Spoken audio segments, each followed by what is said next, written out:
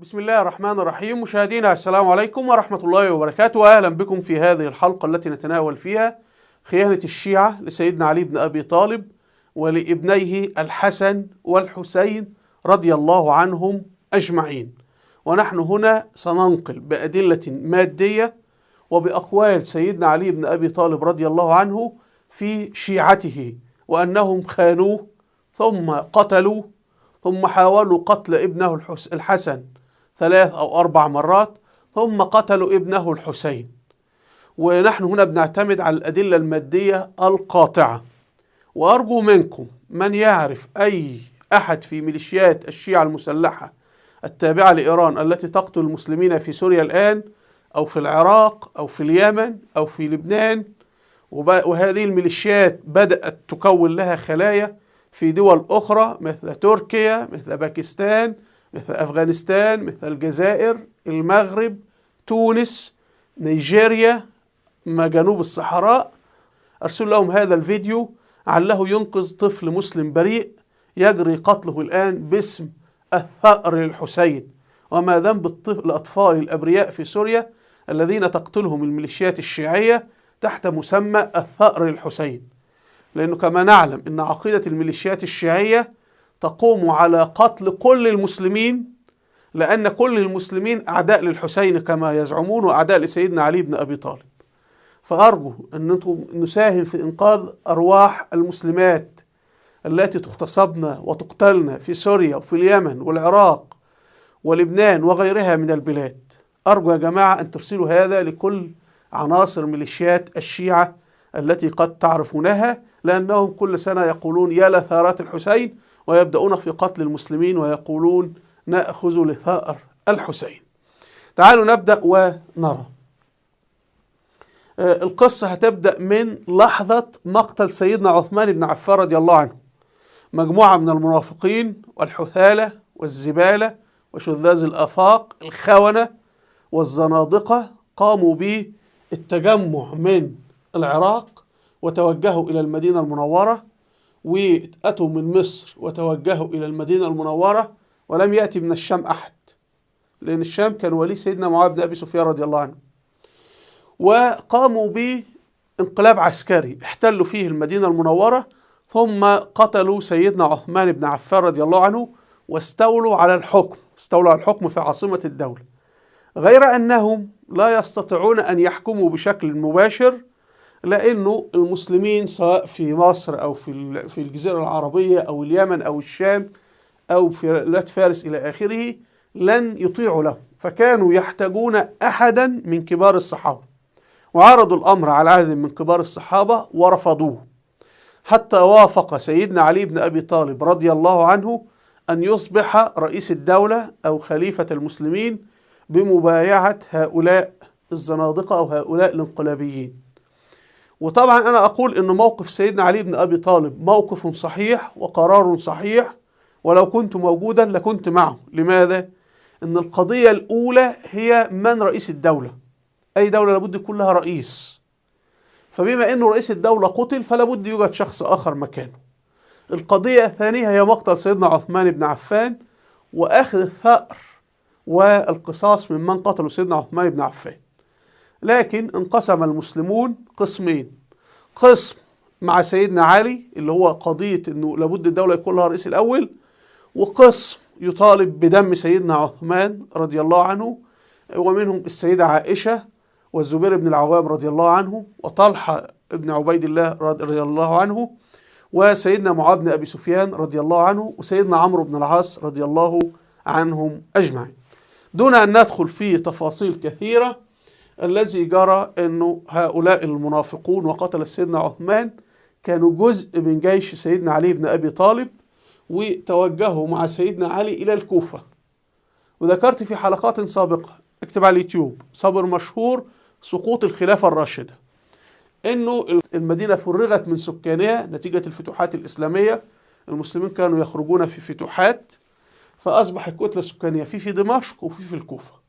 ولذلك منذ تلك اللحظة، منذ خروج سيدنا علي بن أبي طالب رضي الله عنه من المدينة المنورة حتى يومنا هذا، لم تعد المدينة عاصمة للمسلمين منذ تلك اللحظة.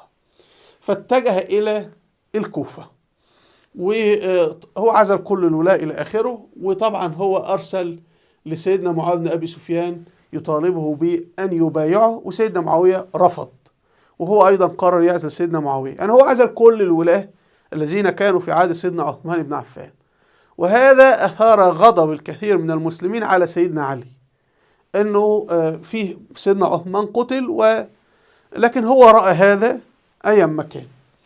طيب، ما الذي سيحدث بعد ذلك؟ أنا لا أريد أن أدخل في تفاصيل كثيرة. الذي حدث أنه لما سيدنا معاوية وأهل الشام رفضوا أن يبايعوا سيدنا علي، لأنه انتبهوا، أهل الشام منهم قبيلة كلب، وزوجة سيدنا عثمان نائلة ابنة الفرافصة هي من قبيلة كلب، والمنافقون الذين قتلوا سيدنا عثمان اقتحموا عليها الدار وضربوها بالسيف بالدفع عن سيدنا عثمان، فقطعوا أصابعها وأيضا طعنوها في وركها. وطبعا هذا عند المسلمين وعند العرب وهم كفار من الكبائر. فأهل الشام كانوا يثأرون لأمرين: لعرضهم وشرفهم متمثلا في السيدة نائلة زوجة سيدنا عثمان، ويثأرون لسيدنا عثمان بن عفان اللي هو خليفة المسلمين. وأصلا سيدنا معاوية بن أبي سفيان رضي الله عنه هذا أموي. وانتبهوا أنه غالبية أهل الشام أو غالبية قريش انتقلت للشام. لما سيدنا أبو بكر الصديق رضي الله عنه بدأ في الفتوحات الإسلامية، غالبية سكان مكة اتجهوا إلى دمشق الشام، لكن هنجد أن غالبية وسط الجزيرة اتجه إلى الكوفة باعتبارها أقرب للمكانين. المهم سيدنا عثمان من قريش، فكما نشاهد تضافرت العوامل. ليس هذا موضوعنا الآن. طيب، إيه اللي حصل؟ وقعت أن سيدنا علي سار بجيشه إلى مكان اللي هو إلى صفين على نهر الفرات، وسيدنا معاوية بن أبي سفيان التقى، ودارت هذه المعركة التي لم يستطع أي من الطرفين حسمها. وتمرد جيش سيدنا علي، أو تمرد أجزاء من جيش سيدنا علي بن أبي طالب عليه، بينما لم يتمرد أحد من جيش سيدنا معاوية بن أبي سفيان عليه. يعني لاحظوا منذ هذه اللحظة هنجد أن سيدنا علي بن أبي طالب بقي في الخلافة 5 سنوات لم يتم حسم أي ملف. يعني سيدنا أبو بكر الصديق حكم 2 في السنتين أنجز 3 أمور رئيسية غيرت مجرى التاريخ. الأمر الأول حسم الحرب الأهلية اللي هي حروب الردة، فقضى عليها في سنة واحدة. في السنة الثانية قام بفتح فارس وفتح الروم في وقت واحد. طبعا ما يفعلها غير سيدنا أبو بكر الصديق رضي الله عنه. يعني تخيل واحد، السودان النهاردة تعلن الحرب على أمريكا، على روسيا والصين معا، أو مع أمريكا وروسيا معا، أو أمريكا والصين معا، يبقوا ناس مجانين. ما احنا بنقول لم يفعلها في التاريخ غير مين؟ سيدنا أبو بكر الصديق رضي الله عنه. والأمر الثالث أنه جمع القرآن رضي الله عنه، فحفظ أبو بكر الصديق رضي الله عنه، أو الله سبحانه وتعالى شرف أبو بكر الصديق بأنه حفظ للمسلمين دولتهم وحفظ للمسلمين دينهم. وهو القائل، يعني لما بدأت حروب الردة وجاء بعض المرتدين وقالوا له نحن نصلي ونصوم ولكن لا ندفع الزكاة، فقال مقولته المشهورة: والله لو كانوا يعطون رسول الله عقال بعير، الحبل الذي يسحب منه الجمل، لقاتلتهم عليه، أو ينقص الدين وأنا حي. وسيدنا عمر بن الخطاب لما قال له: يا أبو بكر، يعني هؤلاء بما أنهم يقولون أنهم مسلمون فأخر قتالهم إلى ما بعد الذين ادعوا النبوة كذا. فقال: ويحك يا ابن الخطاب، أجبار في الجاهلية خوار في الإسلام؟ يا أخي، أنا لا أعرف في التاريخ الإسلامي كله أي شخصية بالقوة والعظمة مثل أبو بكر الصديق رضي الله عنه بعد الرسول صلى الله عليه وسلم. وأنا سأترك لكم في نهاية الحلقة تقييم لجنرال بريطاني جلوب باشا لشخصية أبو بكر الصديق والصحابة. وجلوب بيحكي بمنطلق الحادي مادي، يعني ولا أعتقد لا يؤمن لا بمسيحية ولا يؤمن بإسلام. وجلوب باشا عاش في هذه البلاد 30 سنة يعرف القبائل كما يعرف كف يده، واللغة العربية ولهجتها وتاريخها وكل شيء. طيب المهم، بدأ جيش سيدنا علي يتمرد عليه منذ تلك اللحظة، ولم يستطع أن يحسم المعركة. اتصل بي أحد الشيعة بالأمس ودار حوار بينه وبينه، وكان مما سألته قلت له: سيدنا أبو بكر حسم أو أنجز 3 أمور في 2 سنين، فما الأمور التي أنجزها سيدنا علي بن أبي طالب رضي الله عنه في السنوات ال5؟ هل حسم الحرب الأهلية؟ قال لي لا. وبقول: من أفضل؟ قلت له: خلاص احنا حالا يا عم مش مسلمين، هات واحد ويقول له في حكم 2 وحسم الأمور، أنجز 3 أمور، وحكم 5 سنوات، فهل حسم الحرب الأهلية؟ قال لي لا. هل حسب كذا؟ لا. المهم، فسألت قلت له: طيب الشيعة، أنتم يا شيعة تقولون إن سيدنا علي بن أبي طالب معصوم لا يخطئ، وأنه يطلع على الغيب، يعني هو مشترك مع الله والعياذ بالله، رغم أن الله سبحانه وتعالى في القرآن يقول إن الغيب لا يعلمه إلا الله، له غيب السماوات والأرض. لكن الشيعة يقولون لا، علي بن أبي طالب له غيب السماوات والأرض. طيب، وأنه لا يخطئ، هو نبي بعد النبي، معصوم لا يخطئ مثل الأنبياء، فليس محمد هو آخر الأنبياء، في أنبياء أخر، علي بن أبي طالب والحسن والحسين. طبعا يكذبون عليهم يعني. طب إذا سيدنا علي معصوم ويعلم الغيب، كيف يخرج في معركة يعلم أنه لن ينتصر فيها أصلا؟ ثم يقول الشيعة يكذبون ويقولون: لا فتى إلا علي ولا سيف إلا ذي الفقار. طيب أنا أفترض، طب لماذا لم ينتصر في صفين وهو لا فتى إلا علي ولا سيف إلا ذي الفقار؟ كيف استطاع جيش سيدنا معاوية بن أبي سفيان أنه يصمد أمامه ولم يستطع أن ينتصر عليه ولا يحسم المعركة؟ طب ومين فتح الشام وفتح مصر؟ فتح مصر عمرو بن العاص رضي الله عنه، فتح الشام خالد بن الوليد وعبيدة بن الجراح ومعاوية بن أبي سفيان وأخيه يزيد بن أبي سفيان وغيرهم من كبار الصحابة رضوان الله عليهم، وفارس، بلاد فارس، سعد بن أبي وقاص والأحنف بن قيس وغيرهم من كبار الصحابة والتابعين رضوان الله عليهم. ولم يكن في هذه الجيوش سيدنا علي بن أبي طالب رضي الله عنه، فكان هناك فتيان غير علي، وكانت هناك سيوف قوية وحادة رفعت رايات الإسلام ونصرت دولة المسلمين حتى في الشرق وفي الغرب وفي الشمال وفي الجنوب. فالإسلام شرفهم بذلك. الإسلام لا يتشرف بأحد، إنما نحن نتشرف بالإسلام، بما في ذلك سيدنا علي بن أبي طالب رضي الله عنه.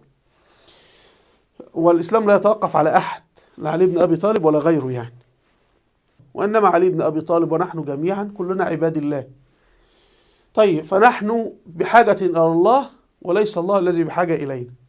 فأنا قلت له: طيب هل تفسر عدم قدرة سيدنا علي بن أبي طالب، أو أن سيدنا علي بن أبي طالب لم يستطع أو لم يتمكن من حسم هذه المعركة؟ اختر الأسباب، وأنا أتحدى كل شيعي أنه يكتب بقى الأسباب في التعليقات.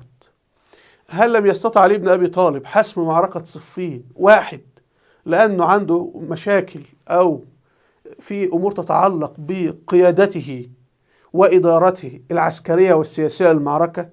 يعني هل العيب في القائد؟ المشكلة في القائد؟ في أخطاء عند القائد في الإدارة والحرب؟ هل المشكلة في جيشه؟ جيش فيه خونة ومنافقين وأفاقين وقتل سيدنا عثمان؟ هل المشكلة إنه الجيش المقابل قوي؟ يعني اكتبوا لنا في التعليقات، المشكلة في سيدنا علي، ولا المشكلة في جيش سيدنا علي، ولا المشكلة ان سيدنا علي يعتبر ان سيدنا معاوية بن ابي سفيان ومن معه من جيشه مسلمين اخوة، وانه الحسم العسكري ليست مسألة مهمة. انا بقول للشعب اتفضلوا جاوبوا. فاذا قلتم ان سيدنا علي لم يحسم لانه معاوية مسلم وسيدنا معاوية ومن معه من الصحابة، لان سيدنا معاوية كان معه الصحابة كانوا مقسومين فريقين، في فريق في جانب علي وفريق في جانب معاوية. فاذا قلتم هذا فقد كذبتم انفسكم، فانتم تقولون انه معاوية كافر وسيدنا علي يقول معاوية مسلم وصحابي. يعني معاوية القرآن نزل فيه ومن أسلم من بعد الفتح وجاهدوا، هو من أسلم وجاهد. فأنتوا أجيبوا لنا، هل العيب في سيدنا علي فتكونوا قد زممتم من تقولون إنه معصوم لا يخطئ، أم العيب في منافقين من معه تكونوا زممتم أنفسكم، أو أن سيدنا معاوية مسلم ومن معه مسلمون وبعضهم صحابة وبعضهم تابعين، فتكونون قد كذبتم عقيدتكم. اختاروا انتم. طيب احنا هنأتي الآن يا جماعة لكتاب نهج البلاغة. كتاب نهج البلاغة هو كتاب مزور وضعه الشيعة وقالوا انه يتضمن خطب واقوال سيدنا علي بن ابي طالب. تمام. طيب والكتاب موضوع بعد 400 سنة من ايه؟ من مقتل واستشهاد سيدنا علي بن ابي طالب رضي الله عنه. لكن الشيعة يقولون هذا نحن بنؤمن بهذا وانا ابصم خلفهم. طبعا الكتاب فيه خرافات تسيء لسيدنا علي بن ابي طالب رضي الله عنه وليس له سند. يعني هو علي بن ابي طالب قال كذا. طب انت سمعت من الذي اخبرك ان علي قال هذا؟ يعني في صحيح البخاري ولا صحيح مسلم فيه عن فلان عن فلان الى علي بن ابي طالب. فانتم ما فيش. لا هو هكذا. الشيعة ما ليس عندهم علم حديث اصلا، لكن الشيعة يقولون انه هذا كلام سيدنا علي بن ابي طالب وبيدرسونه كده. انا اخذت هنا نسخة نهج البلاغة، حتى هم كاتبين اهو نهج البلاغة للامام علي بن ابي طالب. والجماعة اللي نشرت ايه يا جماعة؟ مؤسسة النشر الإسلامي التابعة لجماعة المدرسين بقم المشرفة. دي نسخة إيرانية بتدرس في قم عاصمة الشيعة التي كان فيها الخميني. وهنا بيقول إيه؟ خلي بالك دي هي المؤسسة هي التابعة لجماعة المدرسين في جماعة قم المشرفة. قالوا أن كتاب نهج البلاغة من أشرف الكتب بعد القرآن الكريم. يعني الشيعة إيمانهم القرآن الكريم تحت منه على طول نهج البلاغة، ده أصدق كتاب بعد القرآن. حتى الشيعة يكذبون القرآن وبيقولوا إنه محرف وكذا، وده روايات موجودة عنه في كتاب الكليني، وده أحد كتب الشيعة الأربعة. يعني الشيعة لهم كتب غير القرآن، له 4 كتب منها كتاب الكليني، يسمونه الكليني حجة الإسلام. فبيقولوا إن القرآن محرف والعياذ بالله. المهم فبيتكلم قالوا إن هذا ده أعظم كتاب بعد القرآن. طيب تعالوا لسيدنا علي بن أبي طالب ماذا قال عن شيعته الذين كانوا معه ضد سيدنا معاوية. ويعني لو في أحد عاقل بيشتمهم بالخيانة وإنهم غدر وإن هم جبناء وإنهم لا يقفون، وبيمدح أهل الشام مع سيدنا معاذ بن أبي سفيان. فهنا في البند 34 في استنفار الناس إلى أهل الشام بعد فراغه من أمر الخوارج، سيدنا علي دعا الناس للقتال من جديد ضد سيدنا معاوية. أنا هناخد بعض المقاطع يعني حتى كل عرض شيق يعني، والكتاب طبعا اللي عاوزه يحمله من على النت ويقرأ. يقول لهم: أف لكم لقد سئمت عتابكم، إذا دعوتكم إلى جهاد عدوكم دارت أعينكم كأنكم من الموت في غمرة. ما كانوش ناس شجعان، أول ما أقول لهم هنحارب عينهم تروح تيجي يمين وشمال.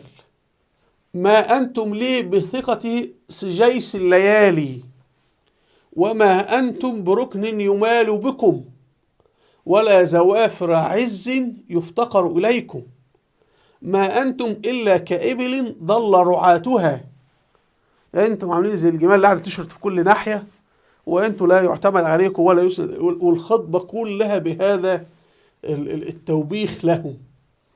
طيب هنا أيضا في البند 39 خطبة منسوبة لسيدنا علي، والشيعة يقولون هم هذا.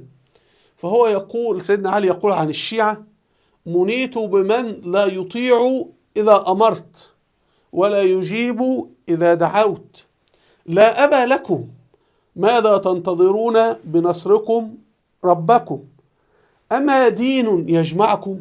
ليس لكم دين يعني تتحدون حوله، ولا حمية تحمشكم يعني تجعلكم متحمسين يعني. وبعدين بقية الخطاب يا جماعة توبيخ له. أيضا هنا سيدنا علي بن أبي طالب في خطبة في البند رقم 54 يقول لهم أنكم هجموا عليه وكلام من هذا القبيل، فكان بيقول لهم: أنتم تريدون أن تقتلوني أو تقتلوا بعضكم. فبقول هم كالجمال أو الإبل العطشاء التي ذهبت إلى بئر الماء تتدافع، يعني بيصنفهم كحيوانات يعني، وأن هم من شدة هذا التدافع قد يقتلون بعضهم أو يقتلون سيدنا علي نفسه. فيقول يصف أصحابه بمعركة صفين حين طال منعهم له من قتال أهل الشام. ركز كده. سيدنا علي كان عاوز يحارب أهل الشام في معركة الصفين في البداية. مين بقى اللي بيمنعه؟ جيشه. فلم تكن المشكلة في معاوية بن أبي سفيان ولا في أهل الشام، لا، المشكلة فين؟ في جيش سيدنا علي اللي هو كان ضد الحرب أصلا. لكن هم يقولوا لا احنا كنا عاوزين نحارب، ولا انتوا كذابين. اهو هذا الدليل. مش هذا كتابكم؟ ما هو العجيب أن الشيعة لا يأخذون بأي كتاب. يعني تقول له القرآن يرجع يقول لك أصل محرف، أصل في تفسير للقرآن، أصل الآية دي تفسيرها مش عاجبني، أصل الآية غامضة. يا عم الكتاب كلام عرب أو كلام ربنا واضح. ربنا يقول يعني إن هذا القرآن الكريم بلسان عربي مبين. لسان عربي يعني لسان إيه؟ واضح. عربي هنا ليس اللغة لكن إنه واضح. فيقعد يقول لك لا لا أصلها غامضة، أصلها مش فاهمها، أصل أنت يا عم ما هو أنت مش فاهم الكلمة في إيه؟ فتروح للقرآن يقول لك لا ما ناخذش بالقرآن. طب نروح لصحيح البخاري، لا ناخذ بصحيح البخاري. طب صحيح مسلم، ناخذ بصحيح مسلم. طب تاخذ بايه؟ يقول لك بنهج البلاغه. تعال ناخذ بنهج البلاغه، يقول لك لا. طب تاخذ بايه؟ يقول لك اخذ بكتاب الكليني. طب نعتمد على كتاب الكليني، يقول لك لا. فهي اصل الكتب كلها ضد بعضها. طيب، فيقول سيدنا علي ايه؟ فتداكوا علي، تداك الابل الهيم او العطشه يعني، يوم وردها وقد ارسلها راعيها وخلعت مهانيها، يعني ما فيهاش ميه من المسام بتاعتها، حتى ظننت انهم قاتلي او بعضهم قاتلوا بعض لدي، وقد قلبت هذا الامر بطنه وظهره حتى منعني النوم، فما وجدتني يسعني الا قتالهم او الجحود بما جاء به محمد صلى الله عليه وسلم. يعني بيقول لك هؤلاء كانوا يهجمون على سيدنا علي هجوم شديد جدا، يقول لا نحارب، لا نحارب. ادي هنا خطبة اخرى لسيدنا علي وفيها يذم اهل العراق، ما هو عاش في العراق 5 سنوات. فيقول في دي البند 71 في ذم اهل العراق، يقول: اما بعد يا اهل العراق فانكم انتم كالمرأة الحامل، حملت فلما اتمت املصت، يعني اسقطت الجنين يعني، ومات قيمها زوجها وطال تأيمها، أنتم تقولون علي يكذب. ده كلامهم. هم بيقولوا سيدنا علي بيقول له إن إحنا بنكذب، إحنا كذابين. أنتم تقولون إن علي يكذب، قاتلكم الله تعالى، فعلى من أكذب؟ أعلى الله فأنا أول من آمن به، أم على نبيه فأنا أول من صدقه. وبعد ذلك بيواصل توبيخهم وشتمتهم. ده كلام سيدنا علي فيكم يا شيعة، أنا من كتبكم. طيب بعض يقول لك هل تصدق ما ورد في هذا الكتاب عن منسوبا لسيدنا علي؟ أقول إن شواهد الحال تدور، يعني شواهد الواقع تدور حول هذا.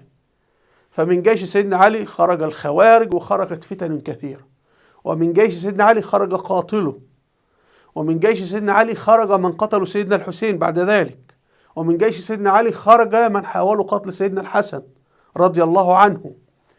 وأيضا في الكوفة وفي هذه المنطقة قلاقل خرج قتل سيدنا عثمان بن عفان رضي الله عنه، حتى أتعبوا سيدنا عمر بن الخطاب. يعني مشاكل الكوفة والعراق بدأت منذ عهد سيدنا عمر بن الخطاب رضي الله عنه، وكانوا يرسلون يشتكون الولاة منهم، حتى طلبوا اتهموا من بأنه لا يحسن الصلاة. اتهموا سيدنا سعد بن أبي وقاص. سعد بن أبي وقاص رضي الله عنه من أول 10 أسلموا، يعني بيصلي خلف الرسول صلى الله عليه وسلم من الأيام الأولى. يعني مشاهد الرسول 23 سنة وهو يصلي. القائد الثاني بعد خالد بن الوليد في العراق من؟ سعد بن أبي وقاص، قائد معركة القادسية، المعركة الحاسمة التي دمرت الفرس. وسعد بن أبي وقاص خال الرسول صلى الله عليه وسلم، فاشتكوا له عمر بن الخطاب وقالوا لا يحسن الصلاة. وكلما كان يجري تعيين والي لهم يشتكونه ويطعنون فيه، عكس أهل الشام. أهل الشام سيدنا معاوية والي عليهم 20 سنة، علاقتهم مع سيدنا معاوية سمن على عسل، وبعد ذلك وقفوا معه في حرب سيدنا علي. لو كانوا ضد سيدنا معاوية أو لا يعجبهم سيدنا معاوية لتمردوا عليه وقت الحرب، أو لا رفضوا الخروج معه في معركة صفين.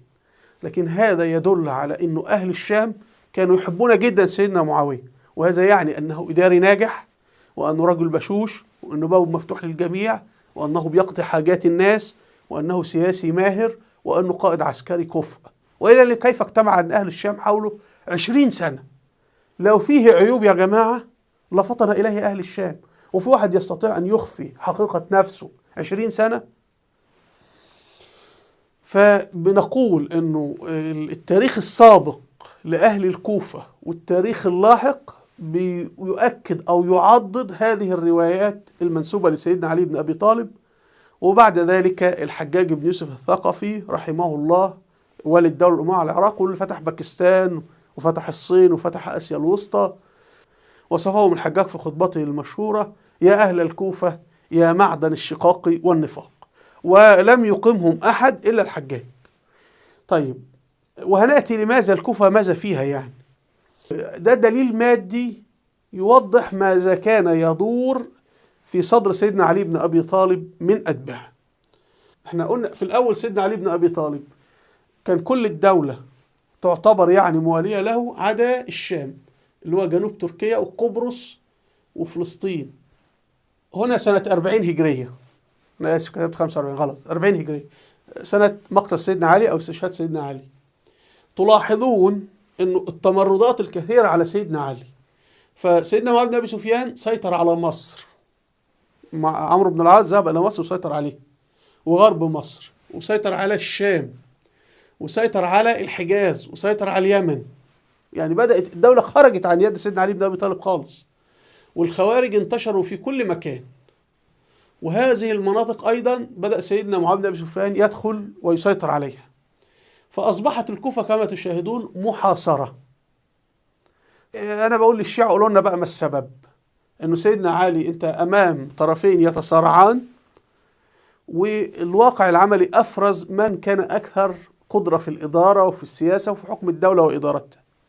فكما نشاهد أنه طوال 5 سنوات معاوية بن أبي سفيان رضي الله عنه كان يتمدد، ومناطق سيطرته أكثر، وأتباعه يكثرون، وأتباع سيدنا علي يقلون، ومناطق سيطرة سيدنا علي تخرج من تحت سيطرته، إما تتمرد عليه أو تخلعه وتقوم بنقل ولائها إلى سيدنا معاوية بن أبي سفيان رضي الله عنه. لماذا حدث هذا؟ ممكن لما نأتي لتاريخ الدولة الأموية، أنا عملت في حلقات على اليوتيوب، اكتب صابر مشهور تاريخ الدولة الأموية، في حلقتين، وبإذن الله إن شاء الله الحلقة الثالثة القادمة هنتناول فيها هذه الأمور بالتفصيل يعني. بس أنا أدرس قبائل الشام وقبائل العراق بشكل معمق يعني. طيب، هنا هذه الخريطة بتوضح لنا أنه عند لحظة مقتل سيدنا علي بن أبي طالب الدولة كان فيها 3 كيانات. المناطق اللي خاضعة لسيدنا علي اللي هي بالأساس اللي بهذا اللون الأخضر، وطبعا فيها اشتباكات وفيها اضطرابات وخارج كما شاهدنا، غير مستقرة يعني. والمناطق الخاضعة لسيدنا معاوية باللون الأحمر. ومصر خاضعة لمن؟ لعمرو بن العاص رضي الله عنه. عمرو بن العاص كان في طرف سيدنا معاوية. المنافقون والجهلة الذين يشتمون سيدنا عمرو بن العاص رضي الله عنه، لو كان سيدنا عمرو بن العاص يطمع في الحكم ويطمع في مصر، فكانت هذه فرصة لأن ينصب نفسه خليفة ويعلن نفسه أنه لا تابع لمعاوية ولا تابع لعلي. ليه؟ ده ألف بقى سياسة، وأصلا عمرو بن العاص ده اخطبوط كبير في السياسة وقائد عسكري رهيب، لم يهزم في معركة يا راجل منذ أن أسلم حتى وفاته رحمه الله رضي الله عنه. فهو كان إيه اللي حاصل؟ كان الحرب شغالة بين سيدنا علي وبين سيدنا معاوية. فعمرو بن العاص الجماعة دول مشغولين، كان يعلن أنا يا جماعة أمير المؤمنين في مصر. مصر دولة ضخمة، دولة كبيرة، وفي أنهار النيل وفيها خيرات، وكان يعمل نفسه مملكة. لكن سيدنا عمرو بن العاص لم ينشق ولم يخن، وهذا دليل على تنزهه وتجرده. ولما توفى عمرو بن العاص رضي الله عنه، معاوية بن أبي سفيان الخليفة من عين ابنه واليا مكانه. فمعناها أن معاوية يثق في عمرو بن العاص ويثق في ابنه من بعده، وهم رغم ذلك ما أعلنوا تمرد ولا انشقاق ولا شيء. فهذا يرينا غالبية من كانوا في صف سيدنا معاوية بن أبي سفيان وقتل سيدنا عثمان والمجوس الذين أثاروا المشاكل والقلاقل على سيدنا علي بن أبي طالب وقتلوه في النهاية. طيب هنأتي إلى قتل سيدنا علي بن أبي طالب. من؟ عبد الرحمن بن ملجم. عبد الرحمن بن ملجم من هذا؟ كان في جيش سيدنا علي في معركة صفين. يعني أنت ستجد أن كل من حارب سيدنا علي حتى لمن معه حاربوه. ودي مأساة كان سيدنا علي عايشها رضي الله عنه، حتى يؤثر عنه قوله لا رأي لمن لا يطاع، أو لا قرار، يعني بلغتنا هذه الأيام لا قرار لمن لا يطاع. فقتل سيدنا علي من عبد الرحمن بن ملجم. لم يكن معاوية بن أبي سفيان هو الذي أرسل له يقتله، ومعاوية كون عبد الرحمن بن ملجم يستطيع أن يصل لسيدنا علي ويقتله، كان معاوية لو يريد الغدر كان ممكن يرسل من يقتل علي بن أبي طالب، لكنه لم يفعله. لأن سيدنا معاوية دول كانوا ناس عندهم مبادئ وعندهم قيم ما كانوا يغدرون بأحد، وده التاريخ الأموي شاهد على هذا يعني. وأكتب على اليوتيوب صبر مشهور مقارنة بين الدولة الأموية والدولة العباسية، عملت حلقة عن هذا. طيب فالمهم عبد الرحمن بن ملجم هو من جيش سيدنا علي في صفين، وبعد كده أصبح من الخوارج. في تفسيرات لأسباب اضطراب العراق والمشاكل في العراق والفتن في العراق كما تشاهدون. سمعت الدكتور طه الدليمي له حلقات رائعة جدا على اليوتيوب، أنصحكم أن تشاهدوها. اكتب على اليوتيوب الدكتور طه الدليمي، فهو خصص حلقة اسمها حمراء الكوفة. في مسجد في الكوفة الآن اسمه مسجد حمراء الكوفة، وهو أنه في 4000 من المجوس من حرس كسرى، هؤلاء تظاهروا بالإسلام وأقاموا في الكوفة قريبا من الكوفة، وظلوا على مجوسيتهم ظاهرهم يظهرون الإسلام، وبدأوا يقومون بالفتن.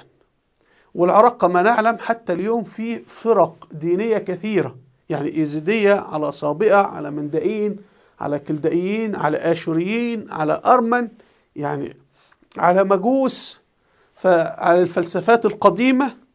فكل هذا أدى إلى مشاكل كثيرة في العراق مستمرة حتى يومنا هذا، منذ عهد عمر بن الخطاب حتى يومنا هذا. فالعراق تمرد سياسيا على سيدنا عمر بن الخطاب، لكن طبعا سيدنا عمر كان شديد، ما كان أحد يستطيع يرفع يحمل السيف. فلما جاء سيدنا عثمان وكان لينا تمردوا عليه بالسيف، ولما جاء سيدنا علي بن أبي طالب ولم يكن حاسما معهم أيضا تمردوا عليه بالسيف. ففي حلقة للدكتور طه الدليمي عن حمراء الكوفة بالتفصيل، وهذا التركيب العجيب. وأيضا من لديه دراسة علمية عن التكوين السكاني والقبائلي للعراق في هذا الوقت، أرجو أن يرسل لي على الخاص على الفيسبوك أو تويتر، الرابط أسفل الصفحة، بحيث نفهم مشاكل العراق التي لا تنتهي. يعني العراقيين طول حياتهم في بؤس، لم تتوقف الفتن ولا الثورات في العراق أبدا. حاجة عجيبة جدا العراق يعني. طب نأتي لسيدنا الحسن رضي الله عنه ابن سيدنا علي، ولي بعده الخلافة. فبدأ أهل الكوفة وجزء من أتباعه يحاولون قتله، أحيانا قتله غدرا والمحاولة فشلت، ثم لما ذهب للمصالحة مع سيدنا علي، سيدنا معاوية بن أبي سفيان، ثاروا عليه وحاولوا أن يقتلوه من جديد، وظلت محاولتهم لقتله مستمرة. هو طبعا لما عاش بينهم 5 سنوات وجد أنه هؤلاء ليسوا أهلا للثقة، يعني يكون رجال يعتمد عليهم، فوجد أن هذه الحرب أنه سيخسرها قتالا مع سيدنا معاوية أو سيخسرها سياسة، فسلم لسيدنا معاوية وتنازل تماما عن الخلافة. وسلوك سيدنا الحسن ماذا؟ بعد ما تنازل عن الخلافة أو الحكم ماذا فعل؟ ترك أهل الكوفة، ترك الشيعة، قال لهم مش عاوزكم، لا أريدكم، وذهب إلى المدينة المنورة. المدينة المنورة مسلمين سنة، ذهب إلى المدينة وعاش في المدينة المنورة. وسيدنا الحسين أيضا عاد إلى فين؟ إلى المدينة المنورة. انتبهوا لهذا، عاد إلى المدينة المنورة. وطبعا محاولات اغتيال سيدنا الحسن كثيرة جدا، وموجودة في كتب الشيعة وموجودة في كتب المسلمين السنة. نأتي إلى سيدنا الحسين رضي الله عنه، أيضا الذي قتله الشيعة. سيدنا الحسين لو كان يحب أهل الكوفة كان عاش بينهم بعد مقتل سيدنا علي بن أبي طالب، إنما ماذا فعل؟ تركهم، السلام عليكم، وعاش فين؟ في المدينة المنورة. المدينة المنورة منذ يوم الرسول صلى الله عليه وسلم حتى الآن، وهي ومكة، هؤلاء مسلمين سنة. فسيدنا الحسن وسيدنا الحسين لما أرادوا يعني مرحلة ترك الحكم والسياسة يتقاعدوا فين؟ في الهدوء بين المسلمين السنة. ما ذهبوا إلى الشيعة وما جلسوا بين الشيعة، تركوا لهم كل حاجة. وطبعا شيعة سيدنا علي بذلك الوقت هي شيعة بمعنى السياسي وليس بالمعنى الموجود حاليا. يعني شيعة سيدنا علي كانوا يؤمنون سيدنا أبو بكر الصديق رضي الله عنه والسيدة عائشة رضي الله عنها، وأن القرآن كتاب الله، وأن هذه خلافة راشدة. بدأ منذ تلك اللحظة يجري خلق دين جديد اللي هو الدين الشيعي الموجود هذا، اللي المجوس الفرس عملوه، لكن هو في الأساس كان في ذاك الوقت هو تأييد سياسي وتأييد عسكري. أنت مع سيدنا معاوية ولا مع سيدنا علي؟ وليس بقى أن سيدنا علي يعلم الغيب ولا أنه معصوم ولا هذا الكلام كله يعني، ولا سب الصحابة ولا شيء من هذا. لكن مع الوقت بعد سيدنا معاوية بن أبي سفيان من ولي الحكم بعده؟ ابنه يزيد. يزيد حكم 4 سنوات وتوفى. فسيدنا الحسين كان في المدينة المنورة، ذهب إلى مكة ومن مكة إلى كربلاء في العراق. وهم دعوه إلى كربلاء، قالوا تعالى احنا سنقف معك وكذا. يعني هو طوال هذه السنوات 20 رفض أن يقيم بينهم، ولما ذهب لهم غدروا، وكلهم لما ذهب إلى هناك لم يجد أحدا معه، كلهم تخلوا عنه، خانوه كما خانوا أبي علي بن أبي طالب وكما خانوا أخيه الحسن رضي الله عنه. المهم تفاصيل جرت في معركة كربلاء نخصص لها حلقة بإذن الله إن شاء الله. يزيد ابن معاوية اللي هو الخليفة الأموي لم يأمر بقتله، إنما قتله 3: عبيد الله بن زياد والي الكوفة، وعبيد الله بن زياد اللي هو والي الأموي للكوفة يعني، هذا كان من شيعة سيدنا علي ومن جنوده في معركة صفين. والجيش الذي قتل سيدنا الحسين هو جيش العراق اللي هم كانوا مع أبيه في معركة صفين. تعالوا نسأل سؤال: من قتل الحسين؟ من الذي قتل الحسين؟ هل قتله أهل الشام أم أهل العراق؟ إن الجيش الذي خرج لقتال الحسين جيش الكوفة، جيش العراق، جيش الذين جاءت الحسين كتبهم يدعونه للبيعة. الذين شاركوا مباشرة بقتل الحسين 3: عبيد الله بن زياد وهو الآمر أمير الكوفة الذي أمر بقتل الحسين، والثاني شمر بن ذي الجوشن، والثالث سنان بن أنس. هؤلاء الثلاثة كلهم كانوا في جيش علي في صفين، كلهم من شيعة علي، كلهم من أهل الغدر. شمر بن ذي الجوشن كان في صفين في جيش علي، عبيد الله بن زياد كان من شيعة علي في صفين، سنان بن أنس كان من شيعة علي في صفين. ختاما كي نوضح موقف الخليفة الأموي يزيد ابن معاوية من قتل سيدنا الحسين، نعود للخريطة. سيدنا الحسين كما ذكرنا خرج من المدينة إلى مكة، ومن مكة ذهب إلى إلى الكوفة. طبعا المسافة بين دمشق والكوفة شهر، أصلا ممنوع إنك تسير في خط مستقيم تموت، وده اللي حصل مع سيدنا خالد بن الوليد. فإذا لابد إنك تتجه إلى الشمال، وبعدين من الشمال تنزل مرة أخرى إلى الكوفة. حتى معركة صفين وقعت في الشمال، لأنه ما بين دمشق وما بين الكوفة دي منطقة صحراوية، صحراء بادية الشام، وده أي جيش بيمر فيها بيهلك. لم يمر فيها إلا جيش سيدنا خالد بن الوليد رضي الله عنه، وله قصة طبعا بعضنا يعرفها ونتناولها بإذن الله إن شاء الله. فإذا المسافة من دمشق إلى الكوفة شهر في الزمن. فطبعا لما سيدنا الحسين وصل إلى الكوفة كي يرسلوا له في الكوفة إلى دمشق ماذا نفعل، ثم يردون ماذا تفعلون، وهكذا فيها 2 شهر. فهو لم يأمر بقتل سيدنا الحسين، إنما هذا كان قرار عبيد الله بن زياد الوالي الموجود في الكوفة. وعبيد الله بن زياد كان والي الأمويين، وهو من قبل من جنود سيدنا علي، وكان معه معركة صفين، وكانت قواته من أهل الكوفة هم الذين قتلوا سيدنا الحسين رضي الله عنه. ولما علم يزيد الخليفة الأموي مقتل سيدنا الحسين قال: اللعنة على ابن مرجانة، لأن جدته كان اسمها مرجانة ولها قصة يعني، فلذلك هو اختار اسمها يعني. فقال: اللعنة على ابن مرجانة أورثنا عار الدهر. وبعدين استقبل أولاد وأحفاد سيدنا الحسين وأكرمهم وإلى ذلك. وبعد ذلك سيحدث زواج بين الأمويين وبين أبناء سيدنا علي بن أبي طالب وذرية سيدنا الحسين والحسن، في أولاد أو شباب سيتزوجون من أحفاد سيدنا الحسين والحسن ببنات الأمويين والعكس. وأنا عملت حلقة عن ذلك، اكتب على اليوتيوب صبر مشهور علي بن أبي طالب، أنا بتكلم في علي بن أبي طالب بأسماء أولاده أبو بكر وعمر وعثمان، وحتى في معركة كربلاء التي وقعت الشهداء فيها مع سيدنا الحسين مين؟ أبنائه عمر وأبو بكر وعثمان، دليل أن سيدنا الحسين ده مسلم سني.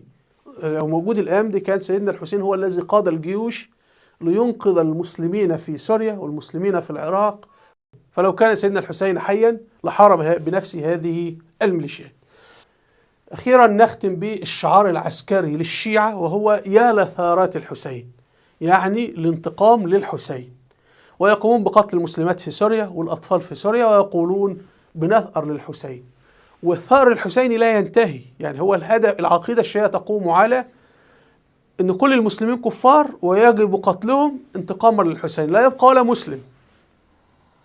واحنا هنأتي لهذه العقيدة، وهي تشبه في طبيعتها كالماسونية، ونأتي لذلك نخصص ذلك حلقة.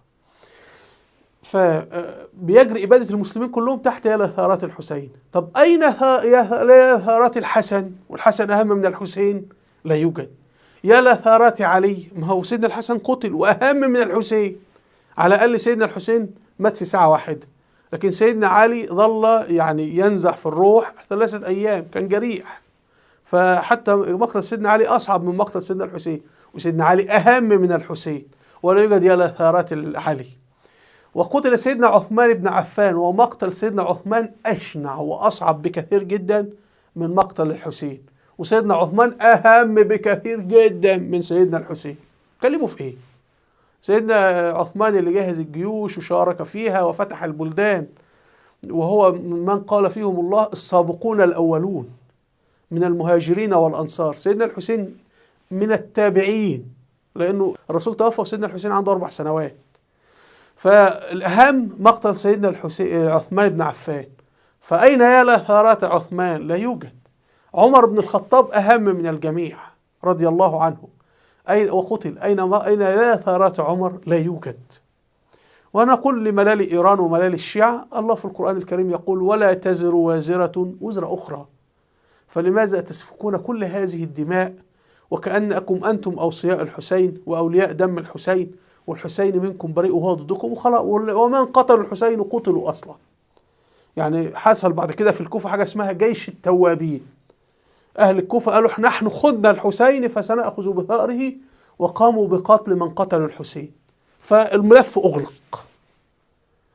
خلاص، اللي قتل سيدنا عمر قتل، خلصنا.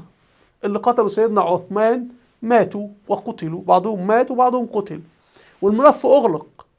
لكن هؤلاء هي عقيدة الشيعة، هي عقيدة عسكرية تقوم على إبادة المسلمين واستئصال المسلمين نهائيا من كل العالم. وهذا هو هدف الحملات الصليبية من البداية أصلا. فتجد أن الهدف الشيعي وهدف الحملات الصليبية هو هدف واحد. في الختام هنا محاضرات للدكتور طه الدليمي، أرجو أن تسمعوا هذه المحاضرات، وهو من علماء العراق، وهو رجل خبير بهذا المجال، باعتبار أن الشعب العراقي طبعا عانى من هذه الكوارث ولا يزال يعاني. فأرجو الاستماع لمحاضراته على اليوتيوب. بعض الناس تقول لي ولكن رأيه يختلف معك في بعض الأمور. ما يختلف، لكن هو عنده علم، فأرجو أن نستفيد من علمه. نختلف معه في بعض القضايا مش مشكلة، عادي يعني. فأرجو أن احنا نستفيد من علمه. ورابط صفحات على الفيسبوك وتويتر أسفل الفيديو. هنا قائمة بالفيديوهات الوثائقية والتاريخية، أرجو أن تشاهدوها لأهميتها في مجال التاريخ. وأرجو منكم الاشتراك في قناتي بالضغط على هذا الزر. وإلى اللقاء، والسلام عليكم ورحمة الله وبركاته.